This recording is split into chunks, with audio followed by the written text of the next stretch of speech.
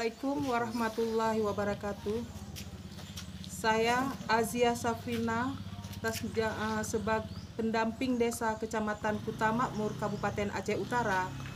Dengan ini menghimbau kepada seluruh elemen masyarakat untuk tidak bepergian keluar daerah atau tidak melakukan mudik karena untuk pencegahan penyebaran virus corona.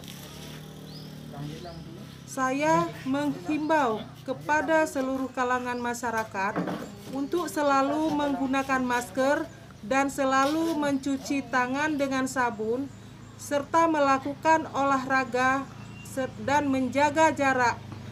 Diharapkan kepada seluruh masyarakat agar tetap diam di rumah dan meminimalisir kegiatan di luar rumah.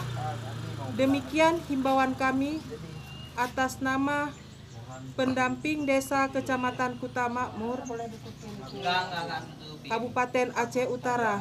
Terima kasih atas perhatiannya. Wassalamualaikum warahmatullahi wabarakatuh.